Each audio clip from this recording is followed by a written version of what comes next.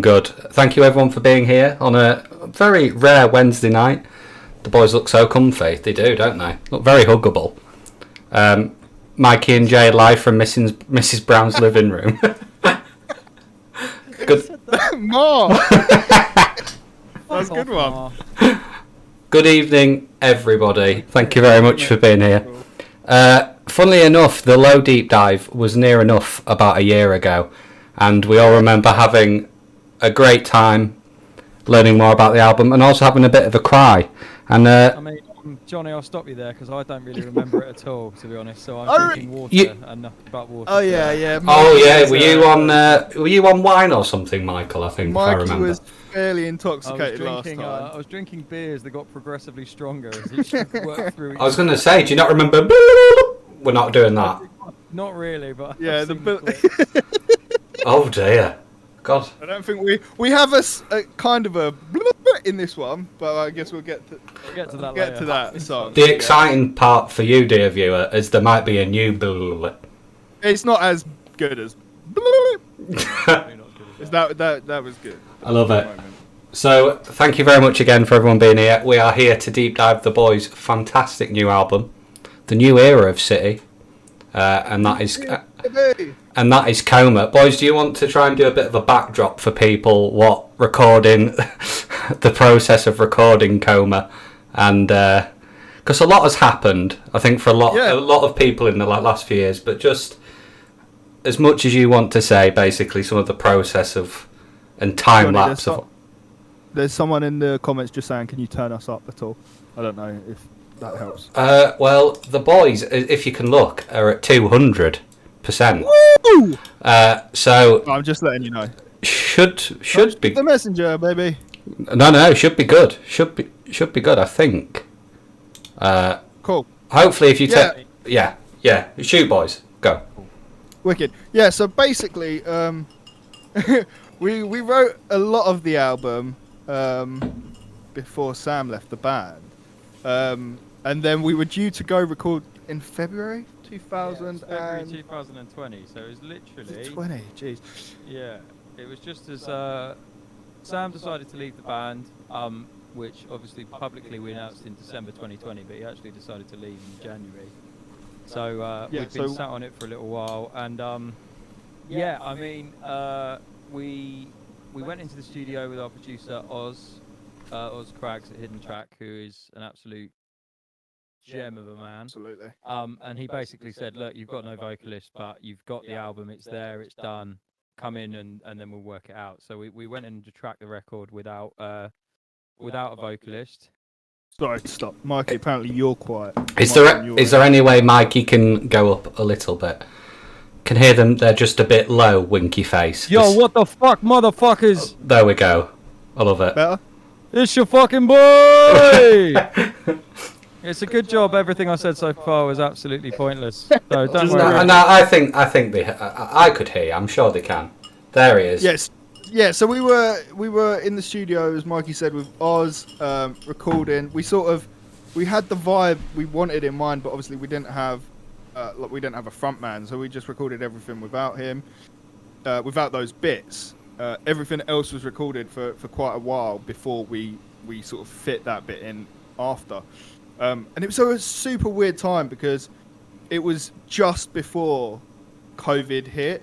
We were in the studio in February, like late February, and everything sort of, because the way it works, like in Oz's studio, everything's like a bubble. You're all together, and we were there for like 2 or 3 weeks, and it was this sort of bubble, and we heard like whispers of all this COVID stuff going on in the world. I remember there being this one like very pivotal moment for me where we were sat in the control room one afternoon, and they were working away, and I was just sat on the sofa at the back, and my phone went, and it said the World Health Organization has declared a global pandemic. And I told the boys, and we all sat there for 10 minutes going, what the fuck is that?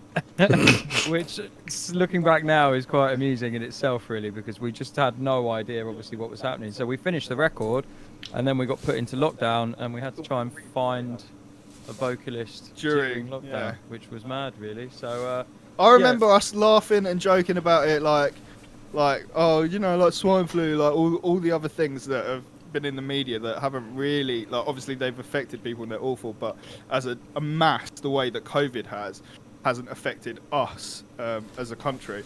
So we were all sort of like, oh yeah, blasé about it.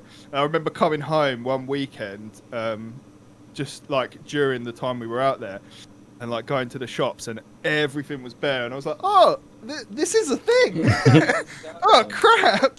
So yeah, we were. That was like in the middle of the recording period. It was so weird. And I think obviously with regards to your boy OD, he actually came to the studio with us for some of the session to photograph and video and stuff, because obviously for those that don't know, that's what he does as well as doing this with us on the stream. Hey OD. Hey OD. So he was with us in the studio, and we'd had some sort of like jokey conversations about, essentially, I knew he could scream, and I asked him if he wanted a job, assuming that he would say no, and then he basically went, maybe. And then from there, it all kind of just transpired through lockdown, with demos being sent backwards and forwards, and absolutely rattling Dropbox like you would not believe, just sending bits and pieces backwards and forwards to each other. And essentially wrote all of Ollie's parts. Obviously, he joined the band during lockdown, which was weird, and then we managed to, in between lockdowns in the summer of 2020, we managed to go and track the record, and make a couple of videos, and then we got locked down again. Took a weird process as well, because we like found these ways to do it over Zoom. We were writing together. It was like things that we'd never tried before, and I think that helped in a way. It was something different, and it was maybe that's why some of the parts of Coma sound so different to live. Yeah, I agree. Yeah, I think everyone remembers like time kind of unfolding slowly as the world basically ended for a little bit of time, and words that was currently from zombie films were now real. And actually, I think the last time we did the Low deep dive, which was a year ago, I think you had a couple of songs that you showed me, so it's that's really cool, and seeing the videos as well. And shout out Ollie D. Hi Huns, I'm watching as I'm packing. He's so talented. Yeah, what a boy. Yeah, he is definitely getting old. Yeah, he's a very, very special boy. He is a special boy. He absolutely is. So let's go on to Coma and the track list then. I ask it every time we do a deep dive. Obviously, I know you boys are very meticulous with it. Does it keep you up? Was that always the album opener? Yeah. Yeah. Beautiful. Love it. Yeah. I think, well, from its like conception, we knew that was the one. Like, as the second it was like in the works, we were like, this is an album opener. Like, just the way it brings in, and it's so different to anything we've ever done before. I think, like, rightly or wrongly, in the past we've had reviews where it's been like, oh yeah, good, but metalcore. Do you know what I mean? Like, I think most metal bands do get it. Like, it's metalcore. Do you know what I mean? It's not like you're not reinventing the wheel. And we wrote this song, and I think we were like, well, like, as a track opener, it's something different. It's not like straight down the middle metalcore. It'd be cool, like, because obviously with things like Spotify, etc., the further you get down, the less listens you get. So we wanted to make sure that people heard that different side of us that we're capable of, and that we'd like to explore more of down. In the future. I think it's worth saying that it wasn't a conscious decision as well, like with the track itself. Not at all. We weren't consciously looking to try, and we've always written kind of for the song. Yeah. So like when we were, I remember being at home and I demoed sort of the first, I don't know, minute maybe of the song, and I sent it through to Jay, and I was like, what do you think of this? And he basically was like, what the fuck is this? And I was like, okay, great, cool. And then 2 days later he texted me again and was like, I don't know what this is, but it's been stuck in my head ever since you sent it to me, so I think we should look at it. And then it kind of just gave us the freedom to kind of just think outside the box a little bit 100%. and just sort of go with it as a sort of track. But yeah, as soon as we'd finished that one, it definitely felt like the right way to open the record with that kind of impact. Yeah, and the track itself, just like a pre-warning again, it's the very emotional albums from the boys, obviously, which is why we all love you. Our emo boys. And the great thing is, I think so many people can relate to it, especially, you know, I think we're going to say it a lot after the couple of years everyone's had. What does this song touch on lyrically? I think kind of to sort of, I guess, to kind of umbrella the whole record, if I may, first, is kind of, I was going through this period in my life where lots of various things were kind of breaking down and relationships were kind of disintegrating, sort of slipping through my fingers, essentially. And Does It Keep You Up is basically kind of the, almost like, you know, it's a question, and that's kind of the other reason why I really sort of wanted to have it as the first track on the record, is it because it's kind of there designed to sort of pose all of these different thoughts that were going around in my head at the time as that question, and sort of going, where am I at the moment, what's going on? And it's that whole thing of, you know, sort of assessing the way you've been treated by other people, the way you've treated other people yourself, and just sort of like questioning, you know, you get to almost kind of like a sort of crossroads at times in your life where you're sort of going, I don't know how to sort of react or to think about certain things that are happening. And, you know, and sometimes I would literally lay awake at night, just kind of not able to sleep, just with various thoughts sort of rushing around my head, which I'm sure is something that most people have probably experienced in the last couple of years. And it kept me up at night. That was literally it. And as cliche as it sounds, that was it. So a lot of the things that were there were sort of a reflection on myself, but also sort of asking other people the same question for various different actions and stuff that have been going on in my personal life at the time, and having those things kind of entwined together, and sort of the rest of the lyrics are almost posing those questions to set the album up, almost to kind of answer them as you work through the record. Brilliantly put. Exciting. Right, here we go then. Let's start the deep dive with Does It Keep You Up? Again, like always, if you have any questions for the boys, put them in and we will we'll ask them at the end of the song. Get them in! Get them in. Here we go. This is Does It Keep You Up?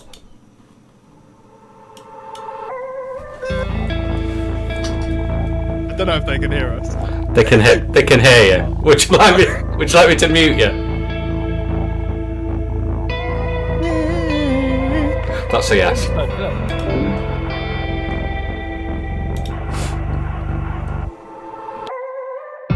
a poison in my system. It's got me suffocating in your vicious fiction. Perpetrator and not the victim. So save your breath because I just can't bear to listen. Does it keep you up? Keep you up? The night, does it keep you up? There's a poison in my system.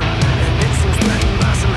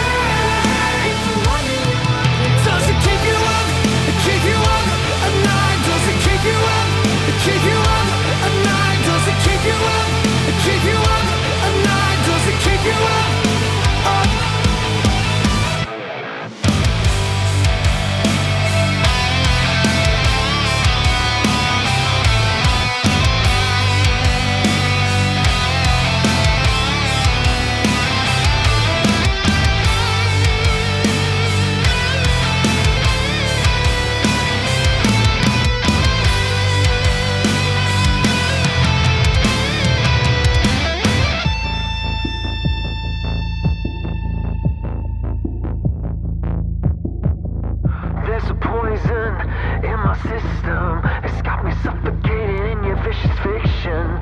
Perpetrator and not the victim. So save your breath because I just don't understand. Like the memories were all for nothing. How can you sleep? How can you keep? Does it keep you up? Keep you up at night? Does it keep you up? Keep you up at night? Does it keep you up? Keep you up at night? Does it keep you up?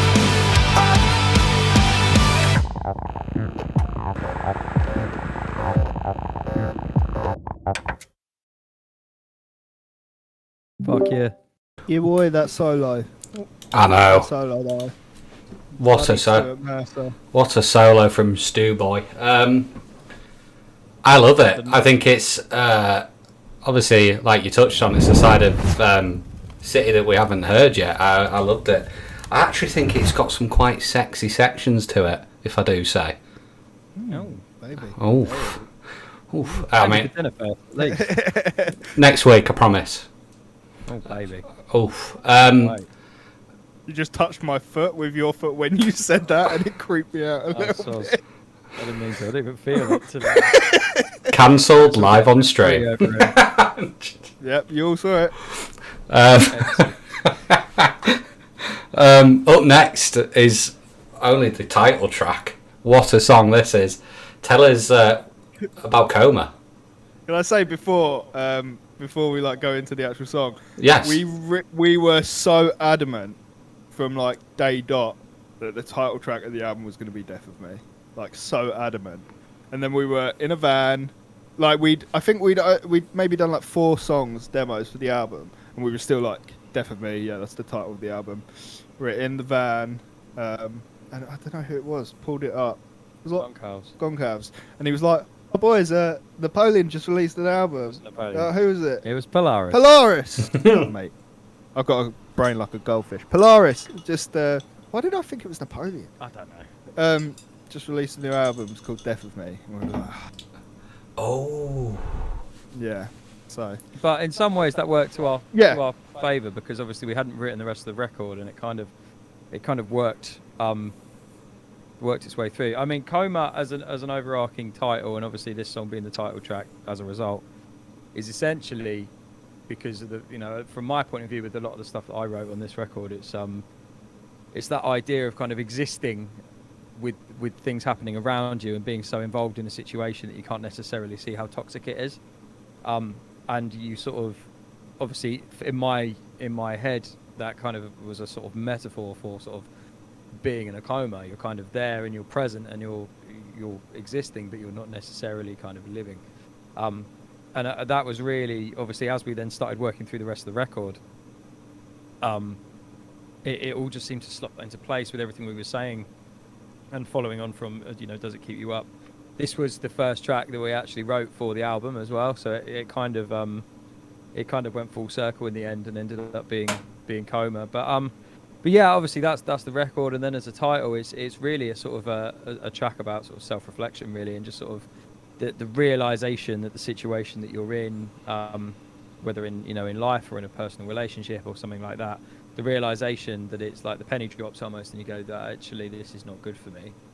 And all the sort of various different emotions and feelings and questions that brings up of, is it me? Is it them? Is it some other, a job or whatever it is that you're going through?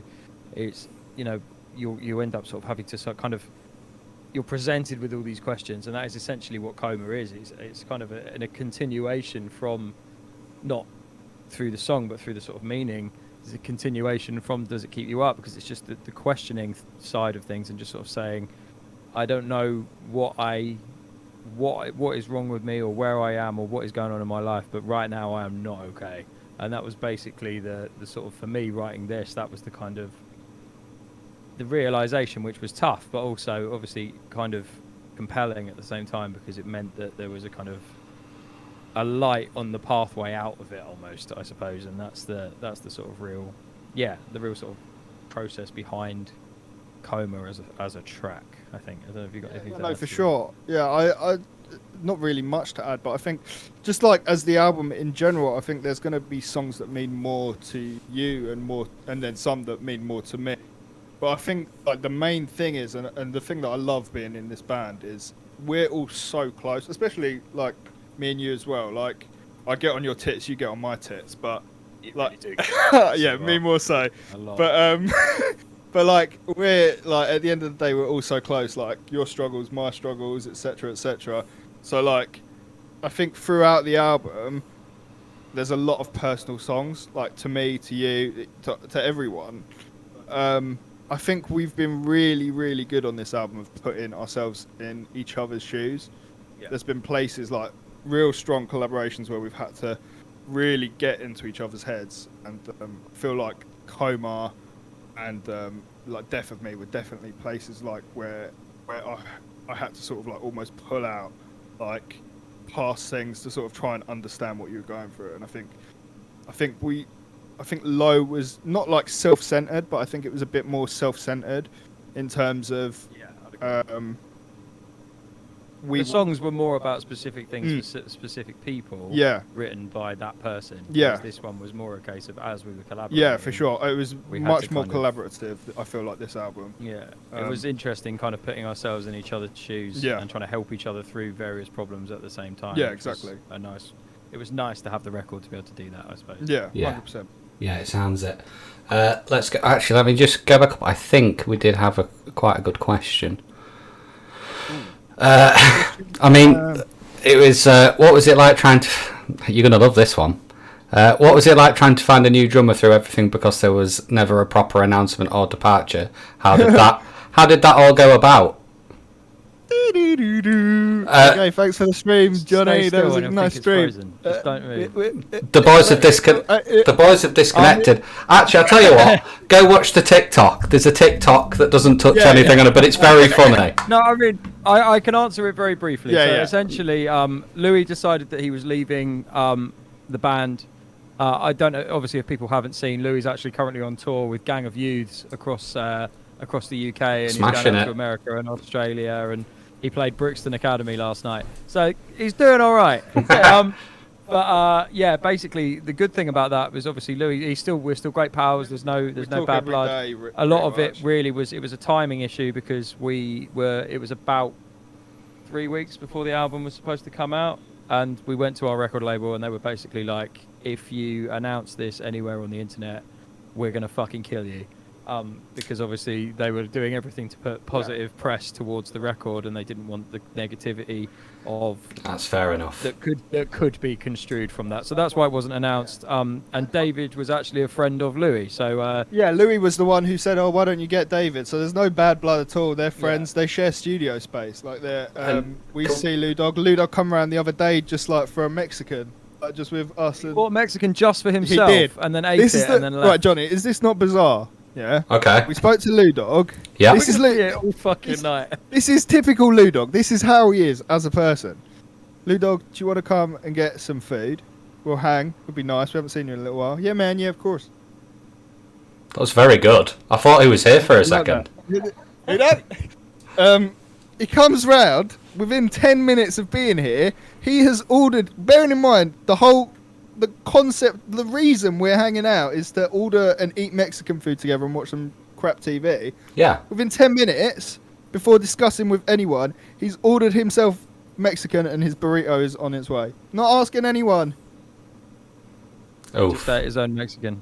This is So there you go. This is So Lou Dog. what we're essentially saying is fuck that guy, and yeah, we're better off without. No, I'm joking. No, Johnny, we just love play Lou the fucking Dog. song. It's heavy. It's great. We love it, and everyone enjoy yourselves. Thank you. What is it? It's Coma, and I would also like to say David terrifies me how good he is. Oh, mate, yeah. That's what we'll touch base on. It's Coma. Keep the questions coming. Oh, I thought we played this one. Not yet, mate.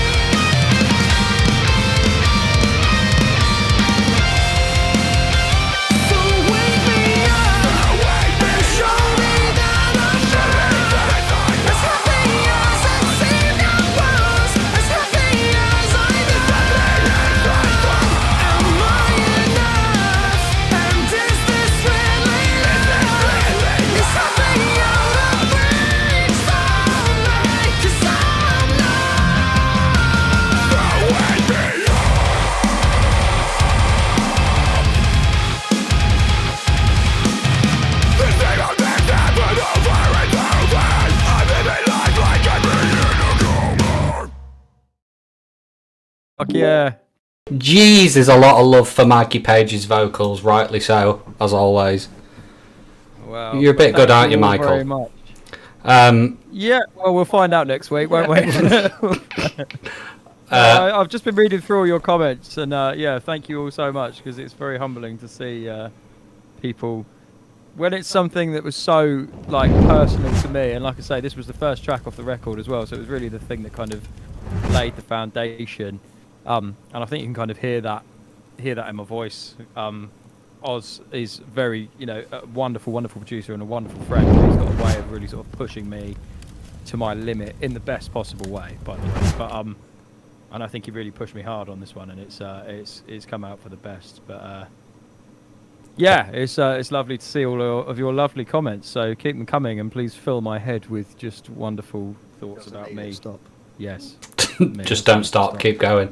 Up next is the album track. I'm joking. I was going to say up next is the title track, but I forgot you're not Polaris. Oh, very good. Or Napoleon. This is a better song than anything Polaris have made, though. No, Polaris. No, Polaris. Allow you to say that in No. the public domain. For No, that is fine. And Polaris are from another planet. I am just joking. I am just joking. Thank you so much for all the follows as well, you absolute heroes. Boys, talk to me about The Death of Me. This song. Oh, is this the moment we've been waiting for? No, but that is So, one. That is for one, for sure. This is gonna be the first major. Please stop. Sorry. Fuck. The first trip down the strap yourself in for some sad boy action, because this track is essentially my account of having a full-on episode of just horrific emotional damage which is a little worrying because I feel like I said that the last time we did this. So it's clearly not getting any better for me. But it's a funny one, and I think it's difficult for me, and I have to try and kind of keep myself.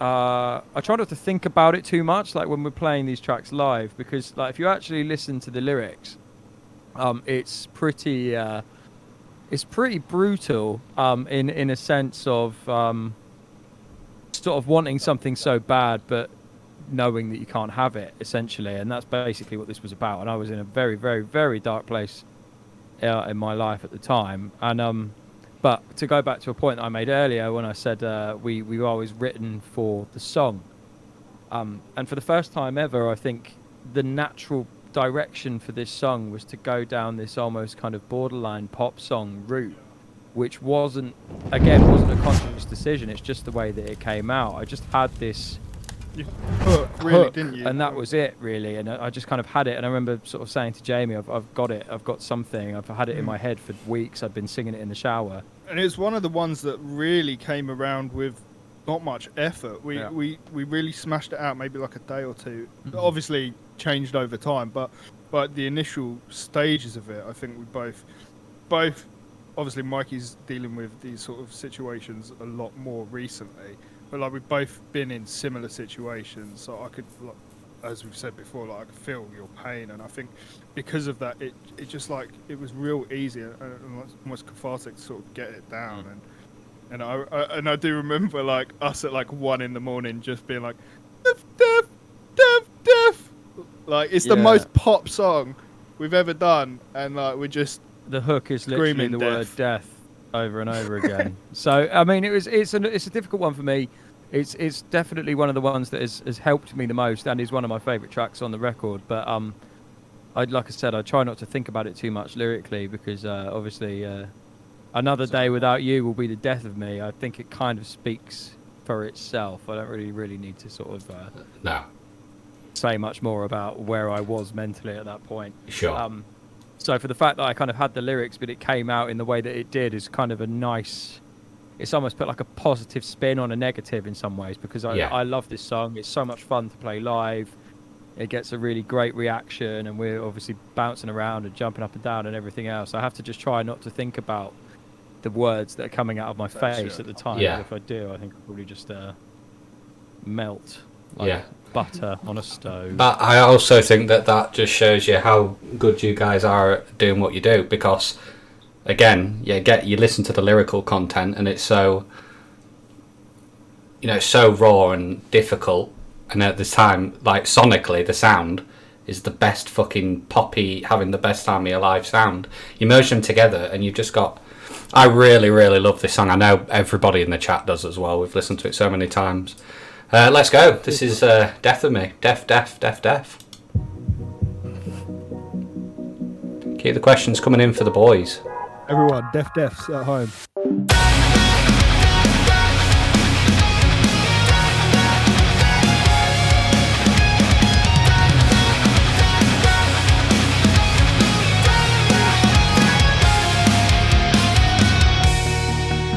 What are these thoughts and feelings? They're buried deep inside. Afraid of who I am with you, but scared to move on with my life. Existence is so fragile, and I'm running out of time. We're not getting any younger, and for that I'll pay the price. I'm on my knees, say you want it. We fall so hard because we've come so far. It's killing me, I'll be honest. Another day without you will be the death of me.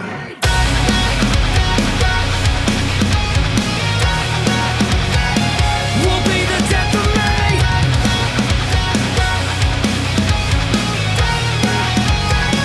Will be the death of me. What are these thoughts and feelings? Were they with me all along? We used to be so beautiful. How did we get this so wrong? I'm on my knees, say you want it. We fall so hard because we got so far. It's killing me,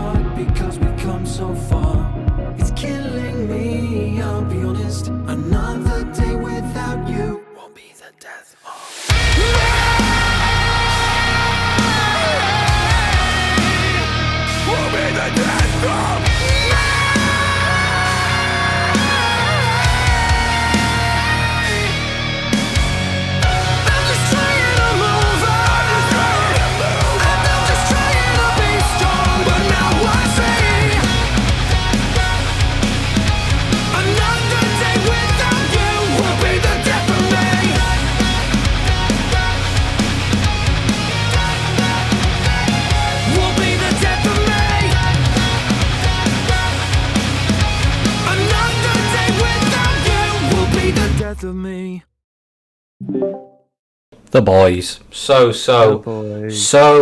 good. Before we move on to the next song, can I just give you another Lou Dogism? Of course you can. Tried to put blast beats in this song. He did. Tried to put most puppy song on record. Mikey, did you suplex him? Did you say that is not on? I don't think I really needed to. I think I annihilated him with words alone. He had this thing where we'd send him versions without drums, and then he'd add drums in. Sorry, Jay's just having a moment. He'd add drums in and then be like, "What do you guys think of this?" And it got to a point in the song, and he literally just threw blast beats in the middle of it, and we were like, "No." and then that was kind of it, really. But yeah, it was very funny. The first time we were together when we got the video through, we watched it, and we both just pissed ourselves laughing for about 10 minutes. That was just the most Lou Dog thing ever. But yeah, that was it. Little anecdote for you, but a nice bit of fun. Remembered it whilst Don't get me wrong, we all love blast beats in places they perhaps shouldn't be, but this song, oh dear. It was something. It was definitely something. Maybe one day we'll leak it. Yeah. Oh my god, please. TikTok. At least TikTok. Yeah. Gotta be. Track 4, Violent. Oh, now this is a spicy boy. Yeah, so I think I'll probably lay claim to most of this, don't I? This one and Coma were written at a similar time, and there were similar themes in both. But essentially, I was a very angry boy, and I sat down and I've learned through #Ian, for those of you that are aware of who he is, and various other people. Were if you don't know Ian, and you're at a City deep dive, you're in trouble. Don't know, get to know the hashtag. But yeah, basically, I was just write everything down, how you feel, and then this is one of those songs that just kind of came out like that. I essentially sent it wasn't finished because obviously everyone adds their own flavour in and everything else, but I sent a full version of the song to the guys off the bat and was basically like, what do you guys think of this? Yeah, I mean, it's obviously one of the more angry ones on the record. It's one of the ones that kind of set the tone for how we were feeling, where the record was going to go, but also kind of the sort of new direction in terms of the sort of sound and sort of maturing and developing what we were doing. And yeah, obviously we recorded it, and then we recorded it with Ollie eventually, and we were in the studio, and it sort of came. The idea of how we wanted to go about releasing it kind of came up as well, of just because it opens with the riff and then straight in with that, the powerful vocal of Ollie. I just sort of, we were spitballing ideas, and I just sort of pitched, what if we did this first and didn't tell anyone that Ollie had joined the band? Like, let's sing You See of His Face is screaming Violet. And yeah, I mean, I had to have discussions with our label about that, because they were very kind of dubious of the idea, because it was a gamble. Ultimately, it was a big gamble, kind of, not giving anybody a heads up and using the whole mystique of it all. And they weren't keen at the start, and I had a chat with them, and they're great, and they were like, yeah, okay, we trust you, we see the vision, we see what you're going for here. I think our label rep Robin said, I think his exact words were, "I don't like it, but I trust you." And so yeah, we had some interesting conversations about it, but we went with it, and we built the whole "I Know Everything You Said" campaign around that. And it worked perfectly, really, didn't it? It was just... it was very cool. Such a cool way to just sort of come back. And the last thing, basically, we'd said to anybody was that Sam was leaving the band and we didn't know what we were doing from there. And then 3 months passed, and then we just came out of nowhere with this. And it was kind of... just sort of set the tone for the record. And it's really just a song that's designed to kind of give people an outlet and just... people get angry, and sometimes you need to just scream and shout about it and then get over it and move on, and that's basically what this is. It's just 3.5 minutes of me being very upset and just venting, essentially, and this is what came out of it, really. I think to sort of like narrow it down, like maybe not be so broad, it's really like big time about people talking behind your back and just like speaking crap about you. It's the whole everything you said is just sort of addressing to those people, like we know what was said. Like there's no point in trying to hide it. Like we know what's been said, and yeah, Marcus being pissed off. Really. Let's all vent together. This is violent.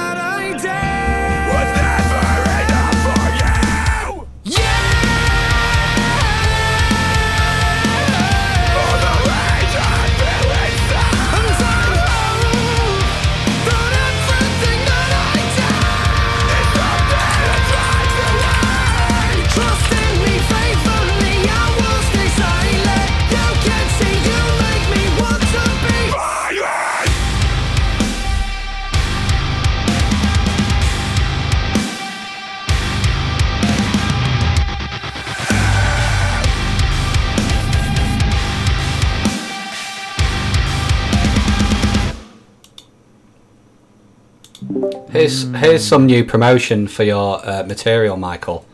Mikey Page's cleans. Honestly, porn worthy. Where's he saying that? The Whittle Diddle was the one that got me. Yeah, it's Mike. Shout out to Lestelle as well. If you come into the tour. I didn't realise that's it. I need my glasses, man. You really let Stu go nuts on this record, huh? Whittle diddles all over the plizzle. We love the whittle diddles. Unbelievable. We love the Lestelle boys. Unbelievable. Porn worthy. That's good. I might put that on my CV. Yeah.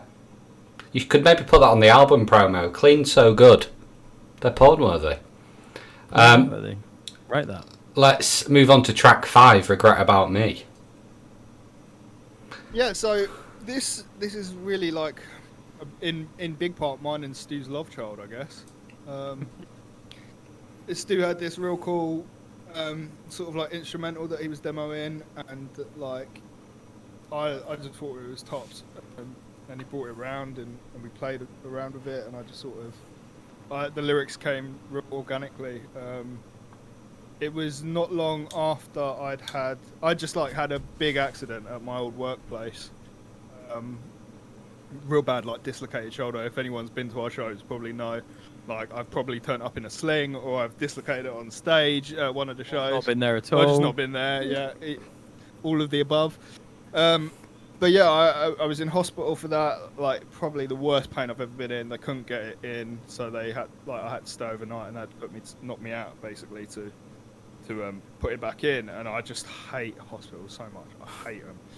And I was just like super scared and super worried like about being put to sleep and like not waking up. And I think I thought about quite a few people in my life, like some more specific than others, that I just hadn't really made up with. Like going back through all sorts of different songs that we've done in the past, like Don't Wait For Me, like crap, what's another song? I don't really know what you're talking about. Those sort of songs where it's like very aggressive, like from my point of view, and it sort of like was a realization that like if I were to die, like, if my accident was more serious, if I'd fallen on my neck instead of my shoulder, I don't want to leave like these people thinking that I hate them for the rest of my life, that nothing was ever resolved. In the same breath, I still wasn't ready enough to sort of accept it and actually like talk it out or speak to anyone. So it's my sort of way of saying in the song that this shit has happened in our past. I'm over it. Everything's fine on my side, but I'm just not ready like to like sort of like start over and have chats and sort of move on in that sense. I've moved on. I'm sure those sort of people have moved on, but that's sort of where it is going to stay in the song, and that's sort of how I put it. Yeah, that's sort of it really. Let's. I like that though, mate. I think that's something. I think in those kind of situations, anyone looks back. That's some kind of stuff that you. Yeah, I get that. I get the thought. I get the thought process. You don't want anybody. Don't want those things being left. Yeah. Like even people who've wronged you and that, like they might have, like time passes and things get easier to deal with. Like time heals all wounds, as cliche as it is. Yeah. And I think I'm very bad at sort of getting over things. I don't tend to sort of really have big arguments or sort of like shout.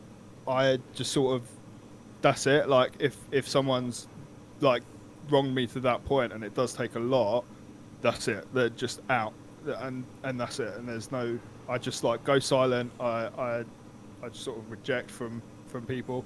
And this was sort of me saying to the people that I've done that to in the past, because of whatever reason, because whatever's gone down, like I'm over it, but I'm still not ready to start over.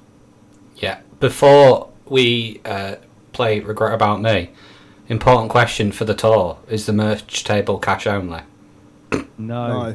We accept card. There you go. Also, this is the one that has the little. It's just the chuka. That's the chuka is me in my lounge at ridiculous o'clock in the morning, just going chuka. So there you go. Let's go. Regret About Me. Keep the questions coming if you have any.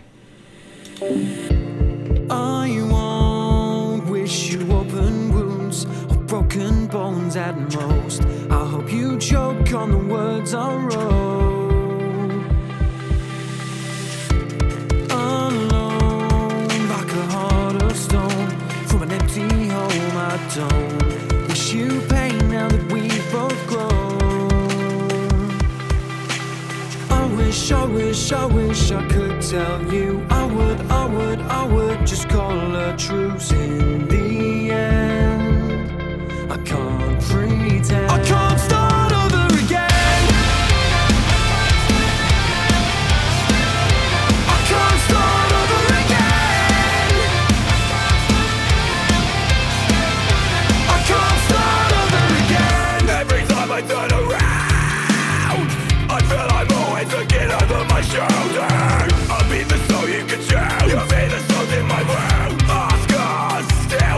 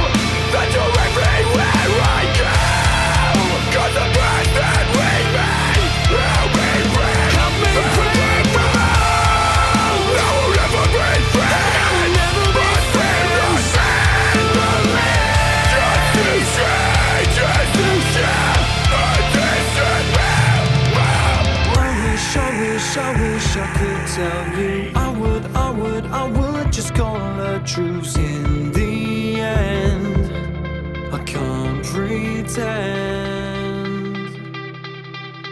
can't start over again. I can't start over again.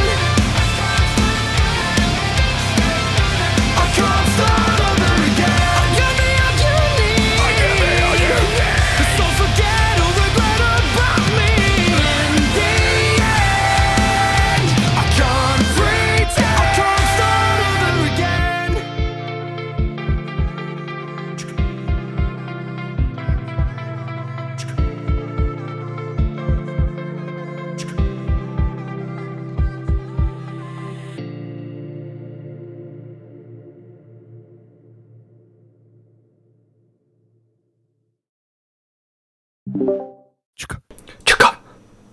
What a tune, honestly.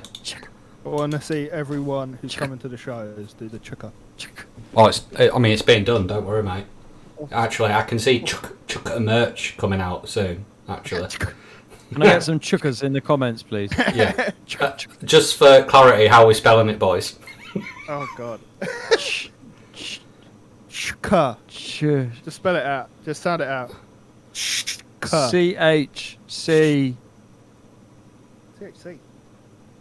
That's Chuck. Yeah, are we just going for Chuck AS? KA what? Chukka. See, yeah.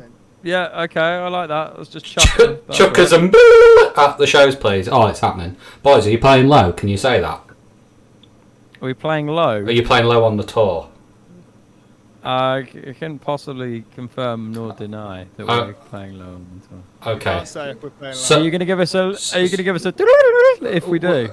I will be literally at the stage going. Okay, then yes, it's just gone into the set. possibly say if we're playing low or.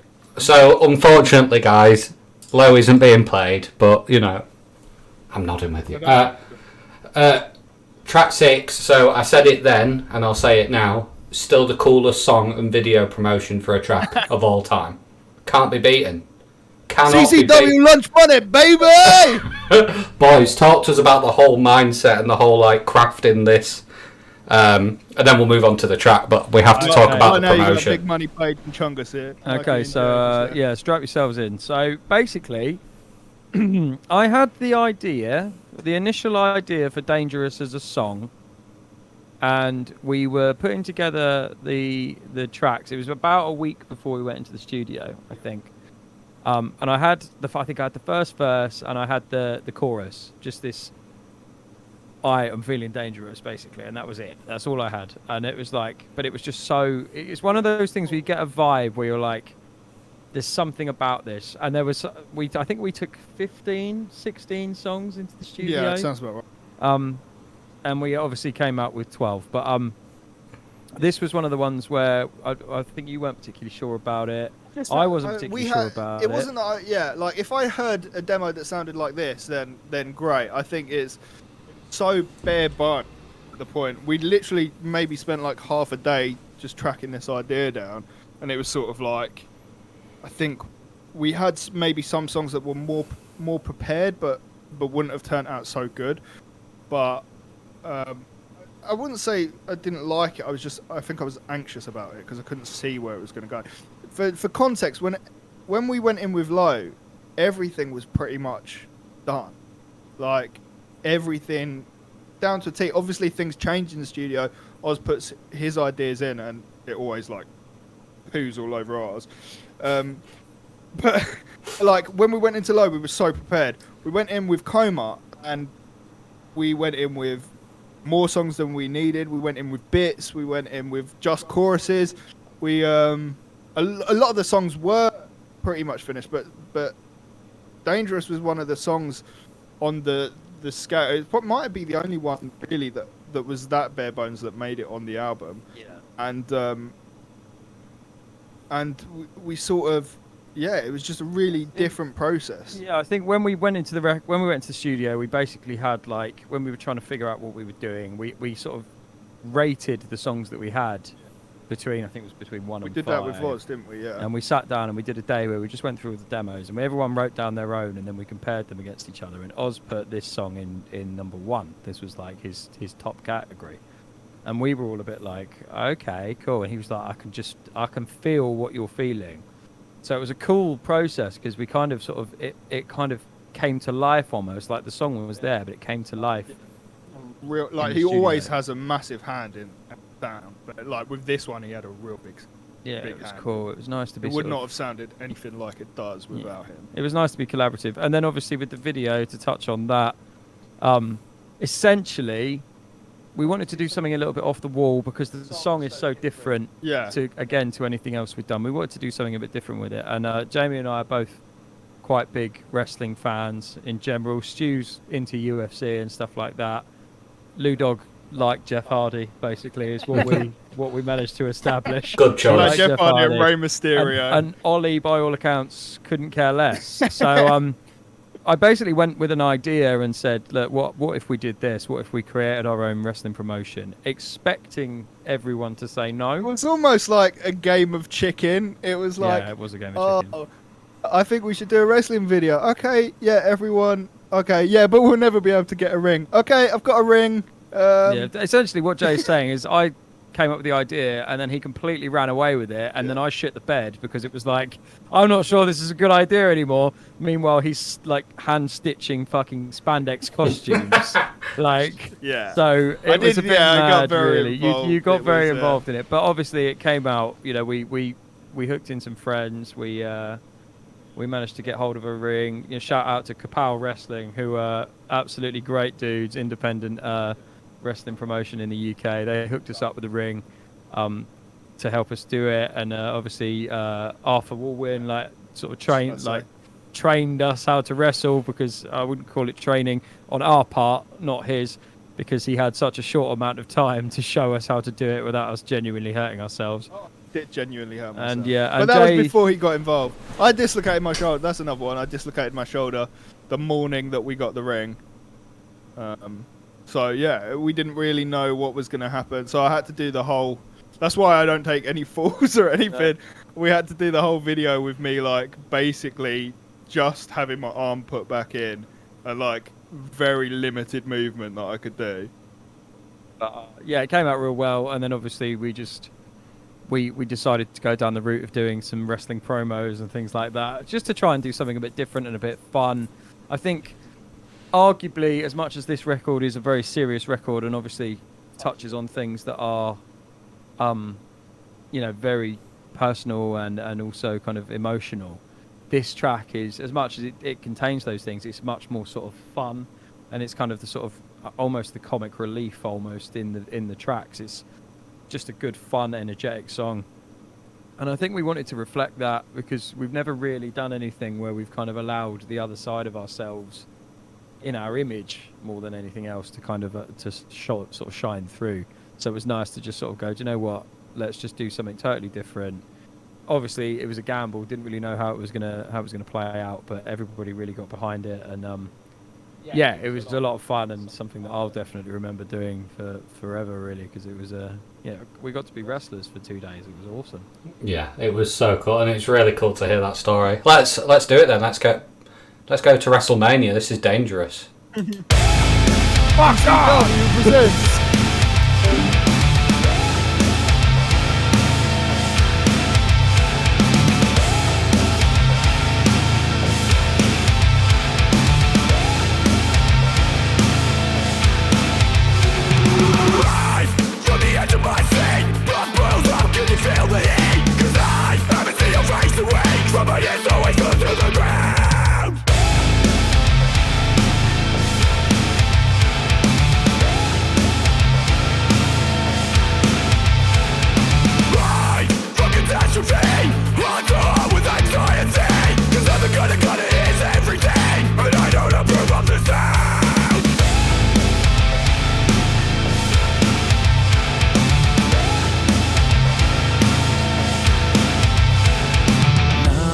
There's nowhere left to turn.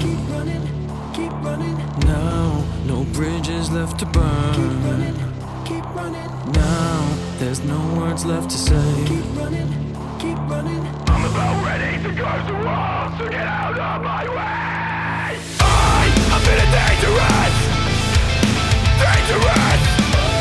Feeling feeling dangerous. So keep running, so keep running. I'm feeling dangerous. Dangerous. So get out of my mind. The way you speak, the words you say, and the way you think. I'm trying to find my tongue and now I'm on the break. I'm turning the tables around.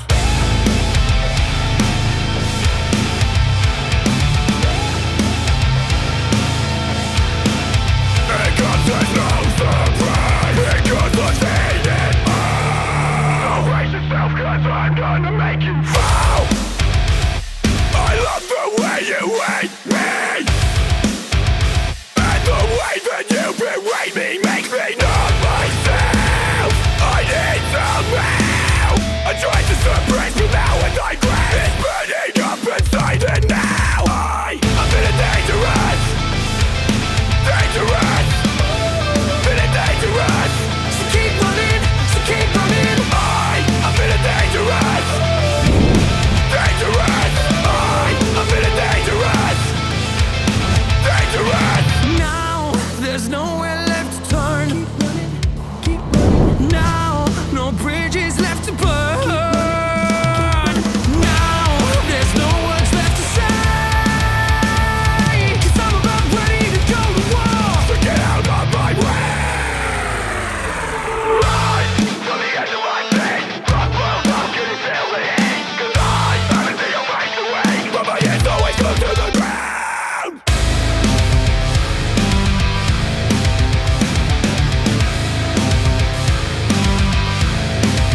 I'm dangerous.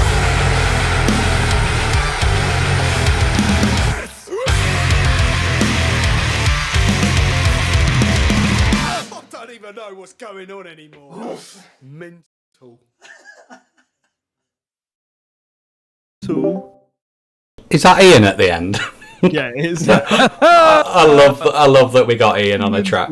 What a track! Yeah, man. I absolutely love it. It's so fun. Thank you to my podcast partner Evywise for the raid. Hello to everybody in.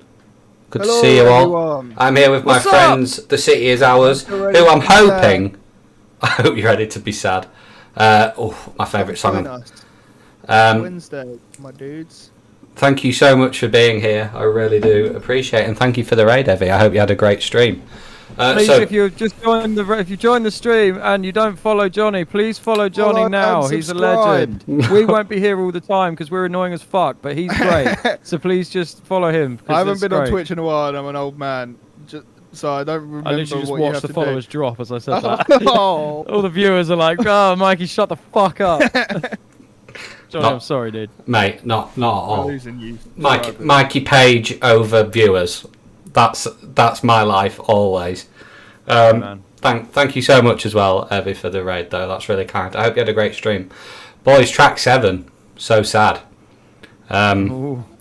So I would like to say, just as a song, I absolutely adore this track. I think this is you at your sonically at your best. I just think it's absolutely incredible. Do you boys want to go over and say what you want to say about the track? Yeah, so basically, So Sad was quite late on in the process, and Mikey showed me this chorus, which basically is what it is now, and I was like, I'm sick of love songs. I'm sick of these love songs. They're so good, but we were getting to the point where it's like lots of stuff about that topic. So it was like, I heard it in a different way, and it was like, and I think that's why, like, I've had quite a few questions, like, asking, like, what's so sad, and I think a lot of people, like, just assume it is, like, a love song, or, like a breakup song, and, I guess it kind of is in a way, in yeah. a way. It's more about, I took the chorus and then, like, started to sculpt lyrics around it being about Sam leaving the band. It was still quite fresh, obviously. It was just after he'd left, and just before we were going into studios, in that weird sort of space of time.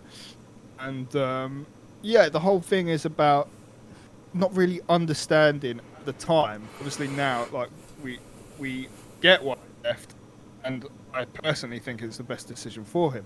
But at the time, because I think, like, really are. Everyone is so close, and there's times where people aren't as close, or like there's struggles, or there's people not arguments, but do you know what I mean? There's different rifts, I guess.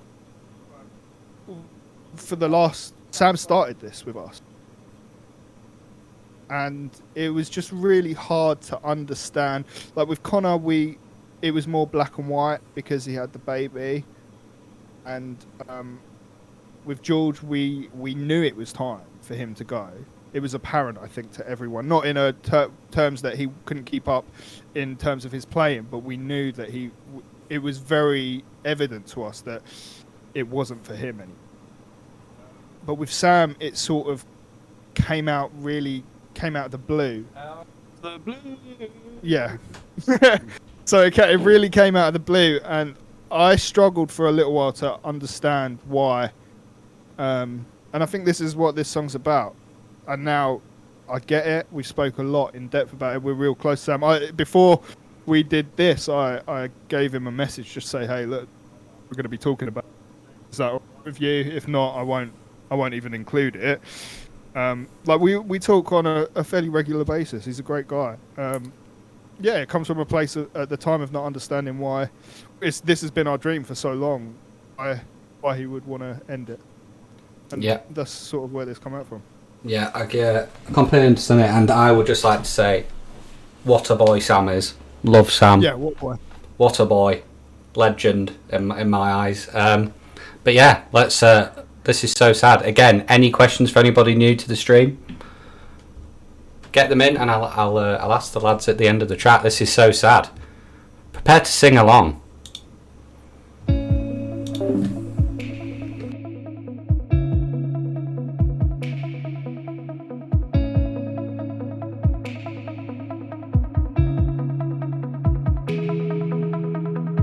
Used to want the same things, used to speak our minds, but out of the blue, chase your point of view.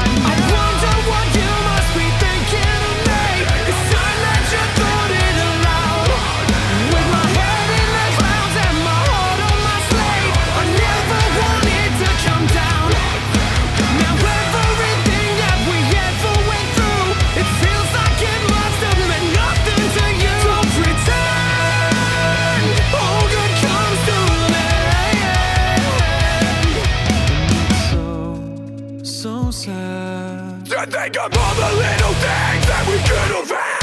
And it's so sad to think of all the little things that we could have had. And it's so bad, 'cause we tried so hard, but we don't feel the same right now. Yeah, we tried so hard, but we don't feel the same right now.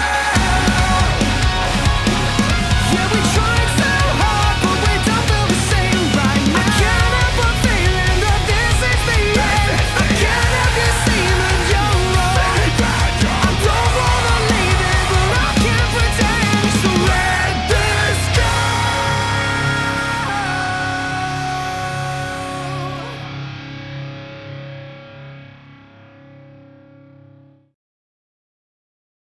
I think that song has got my favourite harmonies on the whole record, to be fair. It's like Harmony City.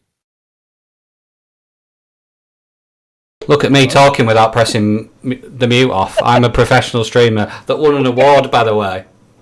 Thank you. Yeah, boy, Award well winning. deserved, baby. AMR. Amazing. What I did say actually was a great pun, and I'm annoyed I didn't unmute because I said it's so good. Oh. So good. The silence makes me know that was as good as I thought. I think it's Maybe you were muted for a reason. Yeah, It was a song. maybe that was Got away with it. someone up above going, "Fucking don't do it." Have you ever seen Don't The do Office where The Office where That was a Jim Hal. like, That was a Jim Halpert face at the camera, wasn't it? it was more like, you know, like when Pam transfers Michael Scott to the person, but before she does, she makes sure that she doesn't send it straight away. So he tells her the pun, and then when he gets onto the call, it's like, Yeah, just hello. I love that, mate. It should have It was definitely stayed muted. That was very funny. But what a track! I love it so much, and I agree with what you were saying, Jay. Absolute Harmony City. Oh, didn't. There you go. There's another pun. I'm not stopping. Up next is Body Count. Body Count. Let's This go, is a boys. really weird one. I basically started writing Body Count just on a keyboard. It's like the first time I really done anything like that. All the guitars, everything like that, it was done sort of on the keyboard. It was an absolute nightmare. Actually, learn how to play it in the studio. But Body Count is essentially violent from my point of view. Same situation that we went through. And it's just, it's just sort of about people talking about behind your back, talking shit, and sort of thinking like you don't know what's going on, and then you find out, and then sort of just not denying it, but sort of trying to scurry out of it. And it's just like a really aggressive song about being angry about people that you trusted and you you shared a lot of memories with, stabbing you in the back. yeah. He said. Mikey, you got anything? Or you, have you got anything to add? I mean, I think it's just it's another one. It was just a nice way. Jay's got a sort of very different way of writing to me, which I think is part of the reason it works so well, because between the two of us, like we're probably the most collaborative in like the embryonic stages of songs, I would say, like not exclusively, but just as a general rule. And this was something where he kind of came to me with it and was like, I've done this. And it was even down to like he'd written the parts in a different way, so I had to go like and learn them, and it just felt different. And then it kind of opened the door to try different things. So the breakdown with the kind of swung guitars and the tempo change and stuff like that was something that we'd never really done before, and I probably wouldn't have thought of without that. So it's kind of really nice to have. But yeah, it's just another sort of heavy, angry tune where, you know, when we can just sort of go for it. And I suppose that's the real thing. It's just kind of laying it all on the table and just and not really holding back. And I think that was something we were very conscious of when writing the album as a whole. I'm very sort of guilty of being I sort of, what's the word? Like, I sort of generalise quite a lot and things like that, whereas you're a little bit more direct than me. So You've tried to generalise a couple times here, and I'm like, enter.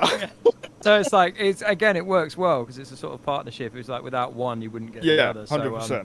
this was definitely one of those where it I mean, obviously the proof's in the pudding, I guess, and we're very pleased with how it came out. It's nice to have something that you just throw down to, really.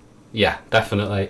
We've got a question from Joe. Lyric-wise, is it split between you all, or do you both write your own parts? It's different for different songs, for sure. I think on this record, as a general rule, it does change from sort of time to time, but as a general rule, basically, we wrote everything, didn't we? So lyrically, between the two of us, we wrote pretty much everything on this album. Obviously, just lyrically, the music wasn't like that at all. I can write guitar parts like that if I wanted to. But it's having it like that. But I think what's going to be interesting sort of moving forward is having Ollie sort of having come into the fold. I mean, we've already, like, no spoilers or teasers or anything. We're always working on new music, so we've already started writing with Ollie. There is definitely like a whole new dynamic and different sort of approach. We're still very collaborative and we're still very involved on even his parts, but really refreshing to have like a new dynamic. Ollie is so keen. That's awesome. And has so many good ideas, not just from a lyric or vocal perspective. He came around the other day and he was on his scratch like MIDI stuff. So I think definitely can't see where it's going yet, but it's definitely going to be different, but I think in the best possible way. Amazing. That's really exciting. Let's throw down its body count.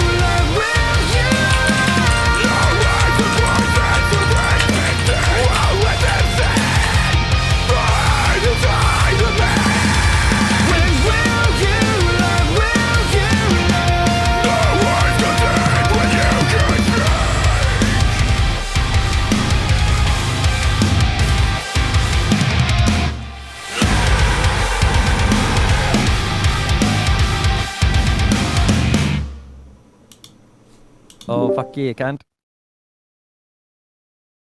Are you unmuted, Johnny?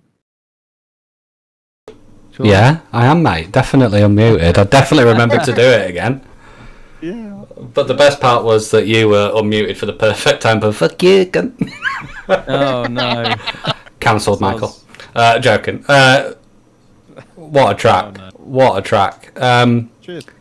I love the point that Lisa made that I was about the little repeating riff. Chef's kiss. I agree. I love that riff.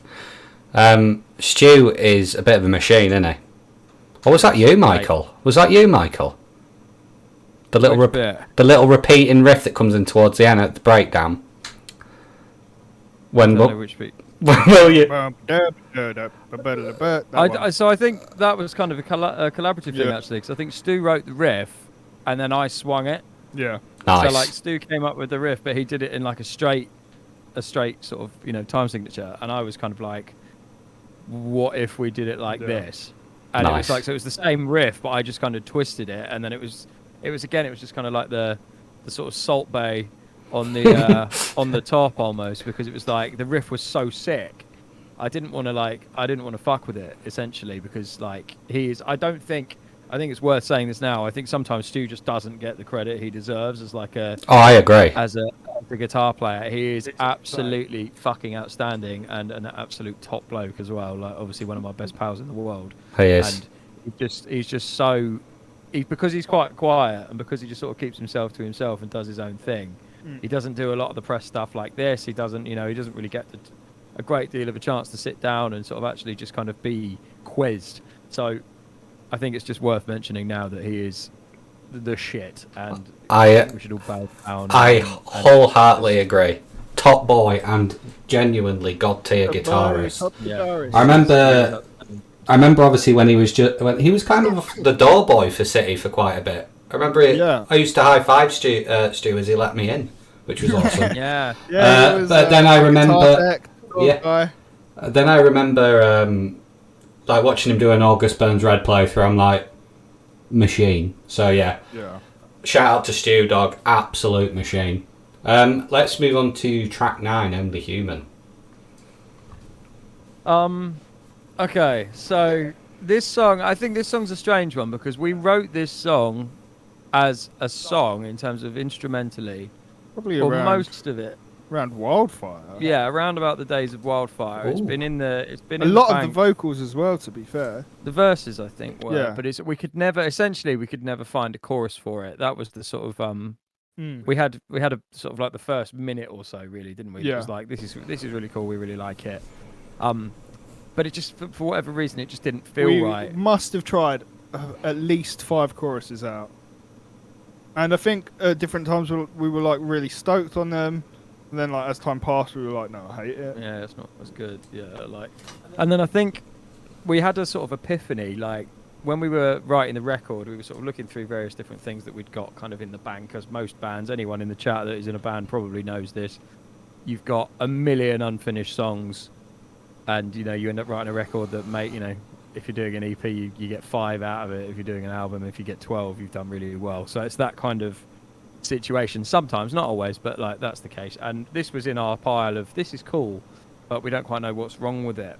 And I had a sort of, we were just sat around one evening, weren't we? We just had some dinner and watched some TV while we were writing. We had like a break, and we were chatting about the song. And I just put it into our software and I just sped it up.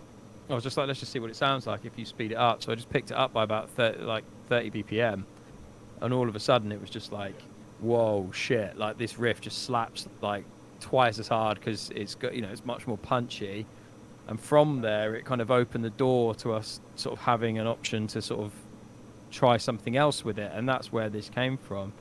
So yeah, it's been on the shelf for a while, but yeah, lyrically I think this is kind of the part of the record where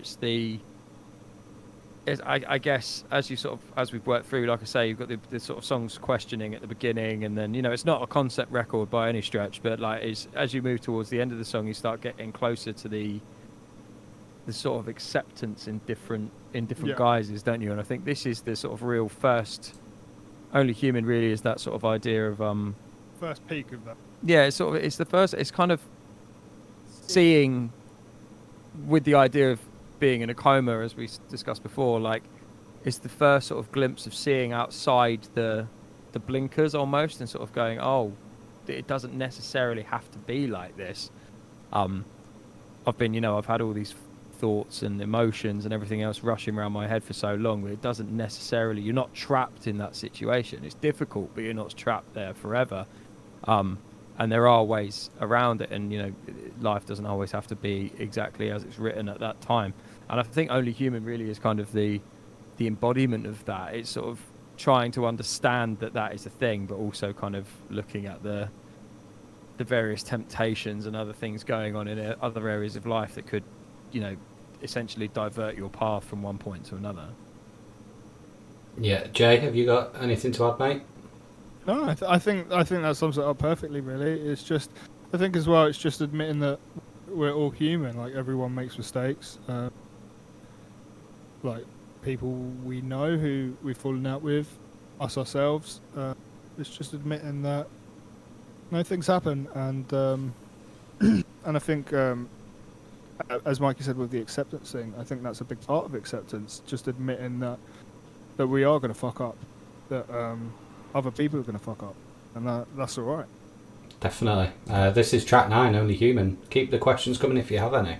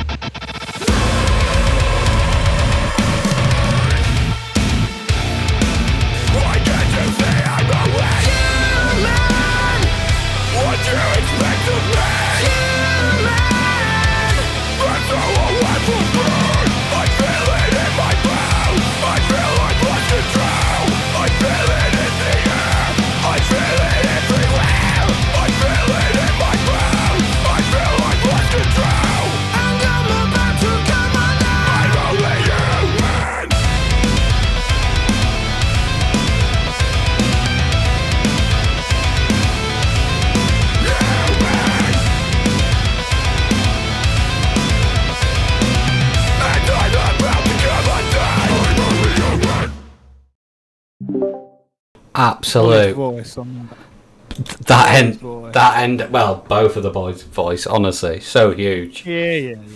Ollie's voice.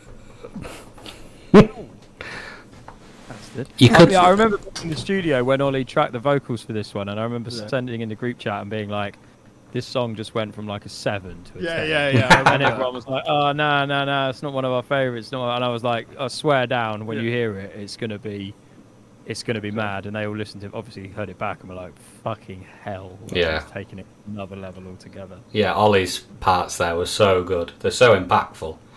Yeah, absolutely. We move on to track 10. Now, I know obviously this one is incredibly... Yeah, all the love to you, brother. So just, say what you want to say and what you can say. Yeah, of course, man. Yeah, all good. So basically, I feel like between Low and this album, I'd like made loads of progress, like with my sort of like grief about. For those who don't know, my mum passed away.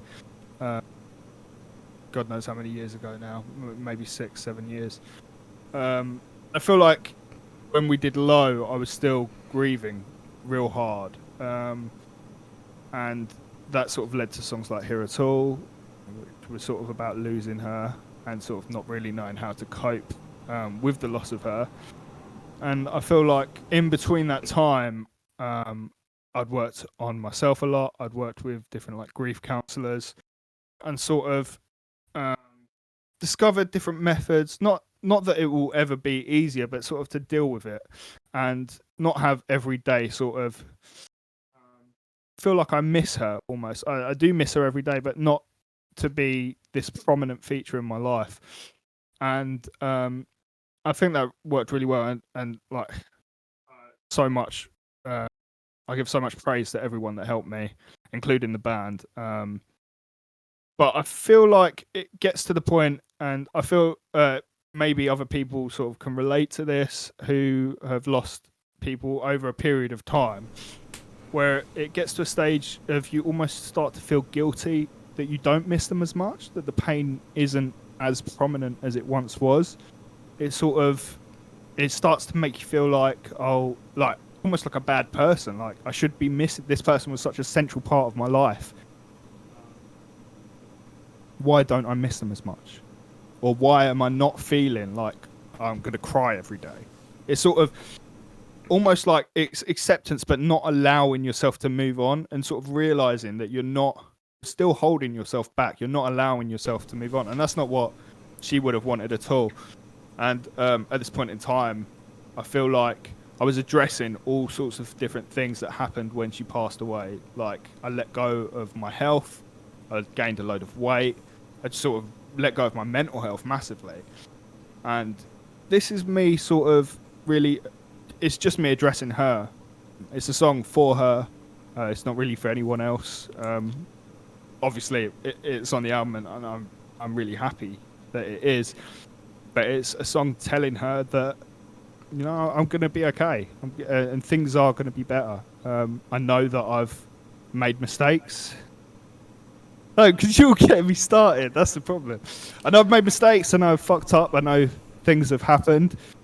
I know I've not looked after myself, but one day, hopefully one day soon, I'll be happy, and things will be good. Boy can fucking deadlift 130 kilos now, so fucking let's go, baby. It can. Bruce Banner of the City is ours right there. I'm just going to come cutting through with some kind of bullshit just to try and lighten the mood a little bit. I'm sorry. I just don't want him to use me as a Kleenex. No, Sure. I get it. All the love to you, and can I just... I've said it 100 times before, but I genuinely think you're phenomenal, mate. Really do. You too, baby. This is Mardre. Let's get all the love in chat for Jay, and also for Ryan, who I know has also gone through this. Love to everybody. Let's go.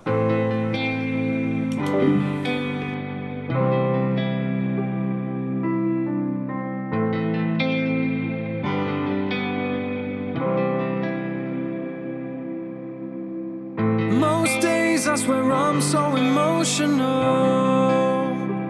trying to figure it out, what you would think about.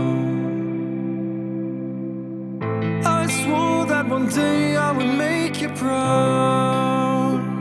Now I just sit around, consumed with doubt. Madre, don't you worry,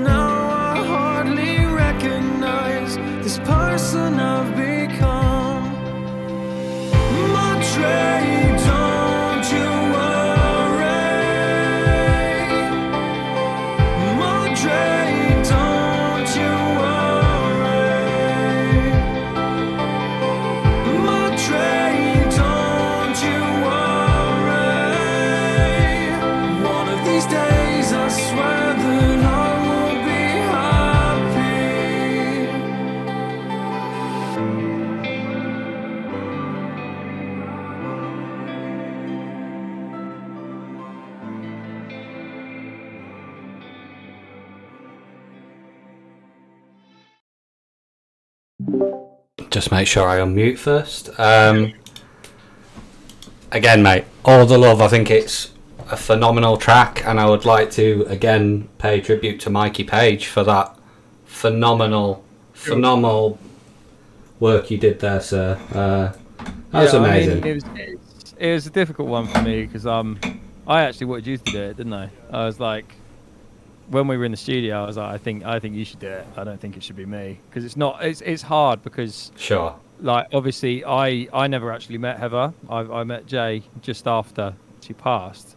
So I've heard obviously all the amazing stories and pictures and videos and everything else, but I never actually got to meet her. So it was kind of an odd one for me because it was like putting myself in a situation where obviously I've got so much love for him and obviously what he's going through, but it was a difficult one for me to kind of get my head around. Yeah. Because it was like, this is such a personal thing.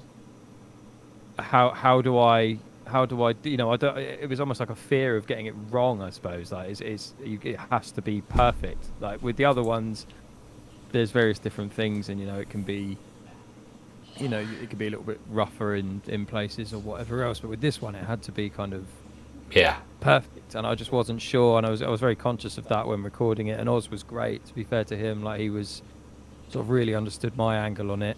Not to make this about me, but just like my 2 pence worth of the conversation. It's like it was such a surreal moment for me because it was emotional, but in a way I'd never really experienced before, and I was so conscious of making sure I got it right. So it's nice to sort of see that people you did. think that, which is great. Absolutely smashed it, mate. Track 11, Barely Alive. Fucking hell. So take that acceptance. Yeah. That we all talked about. Chuck that in the bin. Yeah, Barely Alive's a weird one. We had all the instrumental, we had different tiny little bits of vocals, and we had the chorus.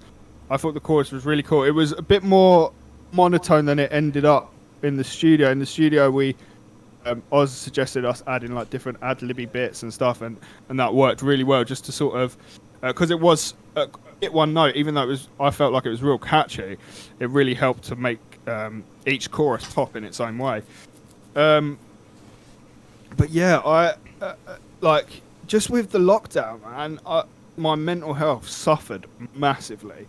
Especially, I feel like at the beginning of the lockdown, everything was great. You know, we were doing these quizzes, we were doing all these things, so much interaction with people. And then as things started to go on, it's sort of the not seeing people outside and this different things started to really affect, like, not only my mental health, obviously, everyone. Even people who weren't struggling before seemed to be struggling.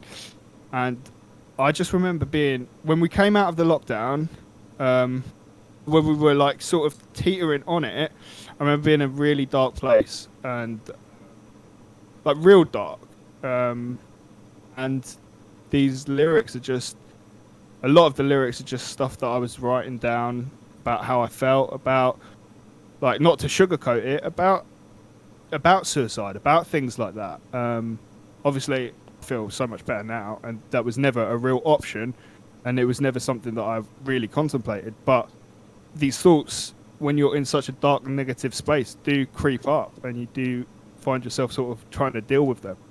And that, on my half, is sort of where the lyrics that I put into Barely Alive came from.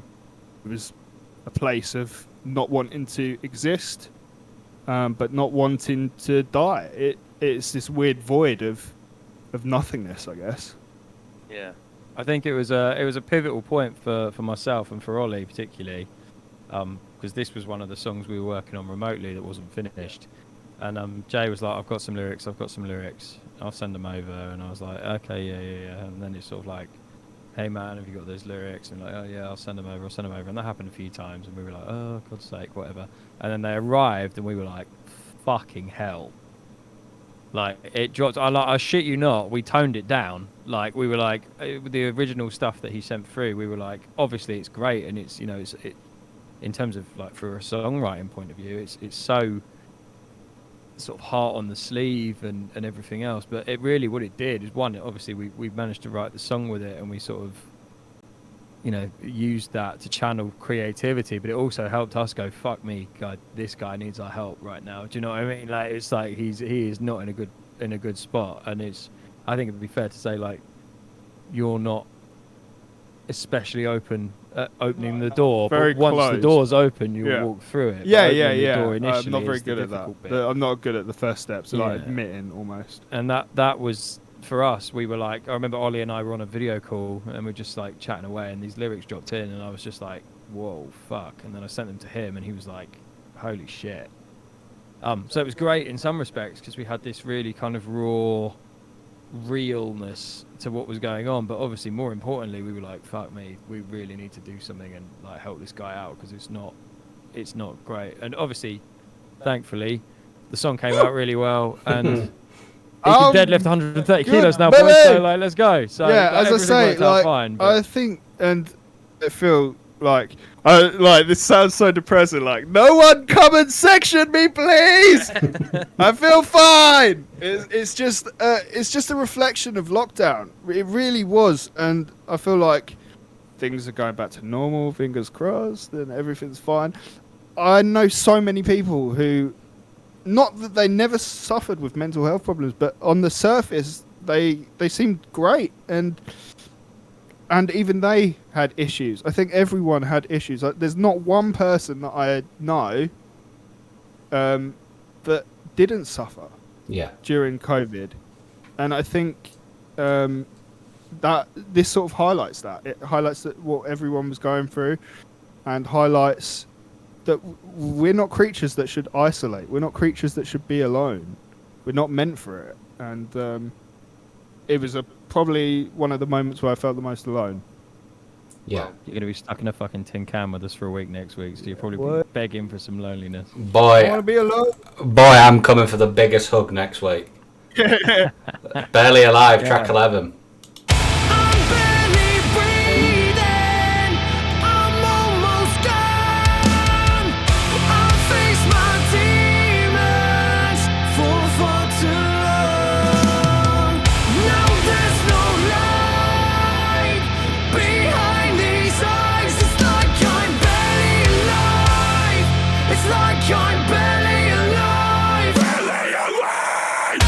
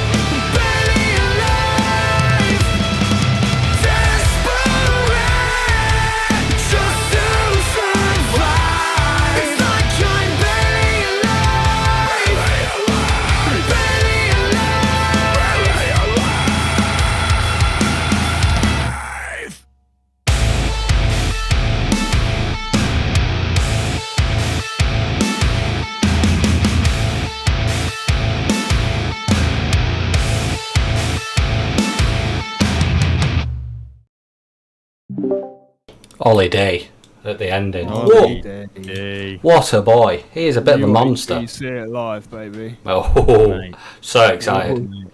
What a track that is. Can I say, every time we do a city deep dive, the wholesomeness and like the community of the chat always like blows me away. It is so lovely. So thank you for that. I mean, it's worth. I've seen some comments and stuff in here as well, but I've it's not worth. got my glasses on, so I can't It's see. it's worth reiterating. Like, I love the fact that everyone's kind of looking after each other, but we're here too. Like, if you're, Yeah. you know, wanting to talk to somebody about stuff like this and the things that we've been talking about, our DMs are always open, and our Instagram and everything's all run by us. So send a message. You know, if you don't, reach out if you want to. Like, that's what we're there for. Like, don't feel like you have to, but like, we're very much part of this community, just the same as you are. We're just normal people that write songs about being sad as fuck. That's it. So Absolute heroes. just there to, you know, do not ever feel afraid. Do not ever feel alone, because that's what we're here too, and we felt like that too, and we're sat here now talking about it. So it's important to talk about it, and I think, I just want to stress that we're here to be part of that network and part of that community too. You're all kings, but yeah, appreciate you boys. That's really lovely. Let's sadly move on to the last track of tonight's deep dive. Save You With My Love. Sweet. Cool. So this one was probably is the hardest for me. I think probably out of all of them, which might come as a bit of a curveball to some people. This was similarly to how Does It Keep You Up came about, in terms of we knew that was going to be the opener.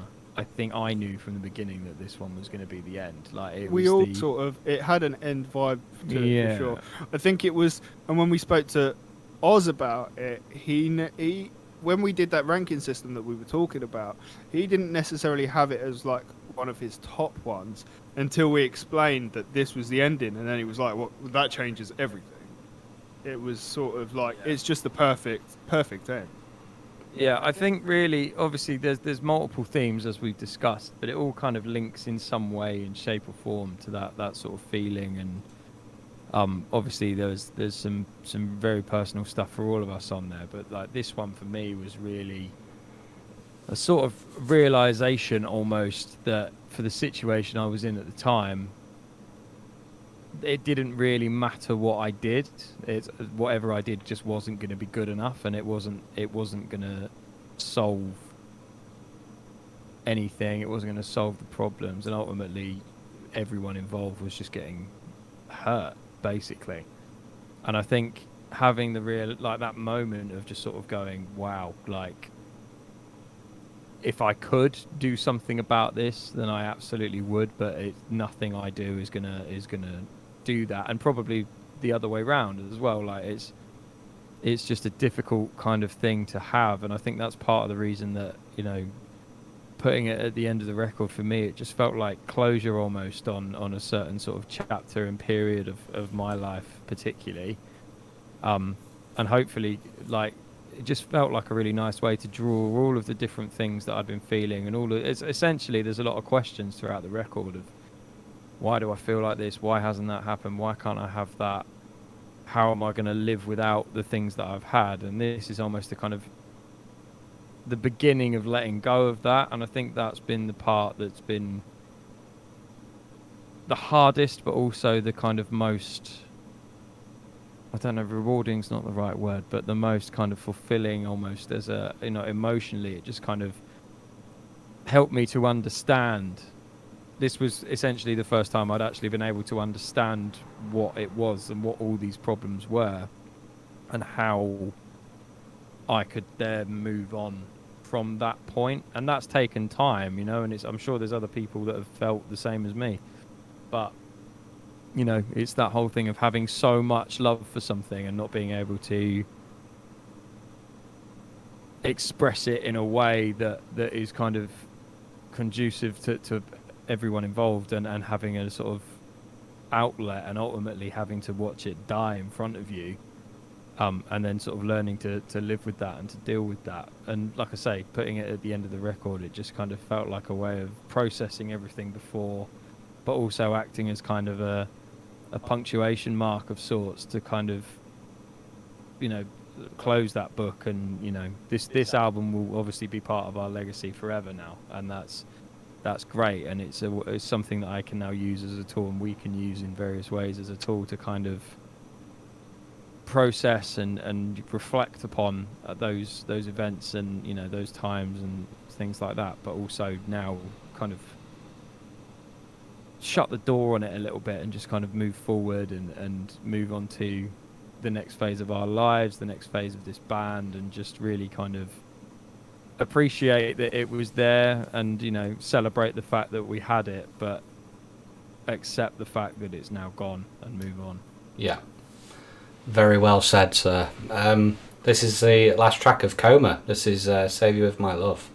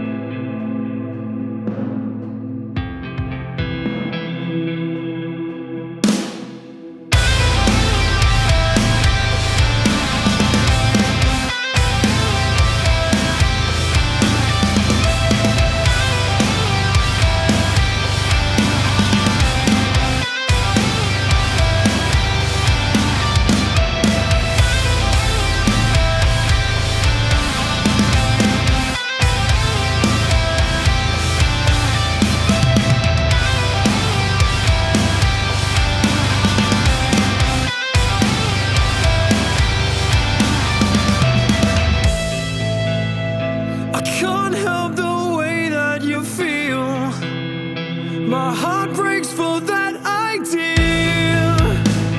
We both know that open wounds heal, but scars, they never disappear.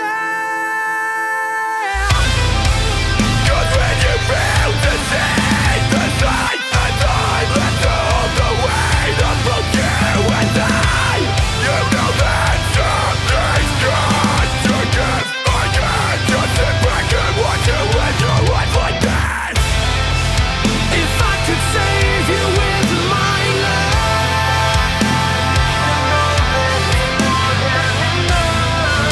but I can't save you from this hell.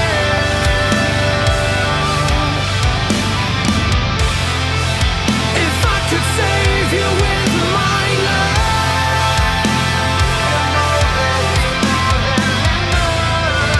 but I can't save you from yourself.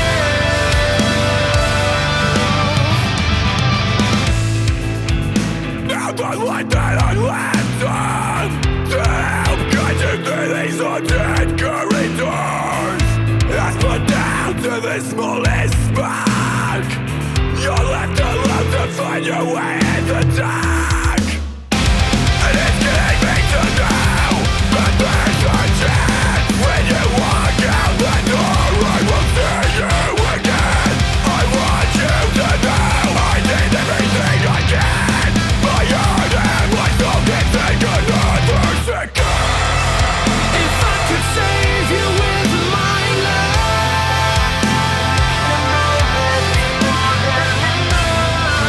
but I can't save you from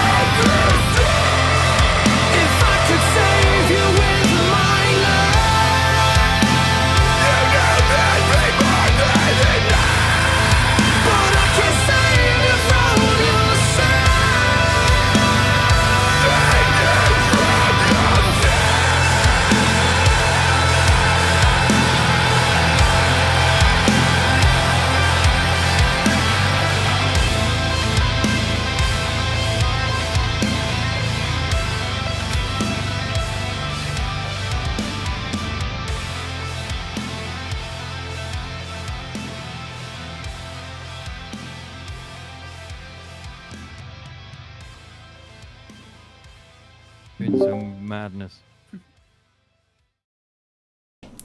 And that is Coma Deep Dives with... Oh my darn.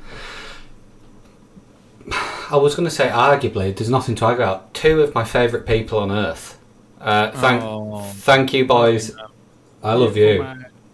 I love you too. Just a ridiculous amount. Thank you again. Another 2 hour plus. People have just. Thank you, Marv, for putting all the leads there. Actually, let's do that now, boys.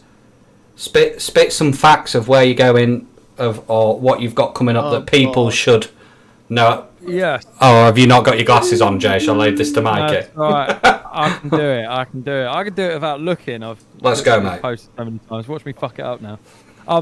Yeah. So we are going out and taking this very record on tour around the UK in a headline format for the first time in nearly 3 years. As of this Friday, we're going to Exeter. We're going to Bristol. We're going to Birmingham. We've got a day off on Monday. Then we are going to Nottingham. We're going to Glasgow, Manchester, Leeds, and then Southampton. And then in London on the 23rd of April, we are playing the record front to back, live for the first and last time. Definitely So last. I ain't it's ever doing it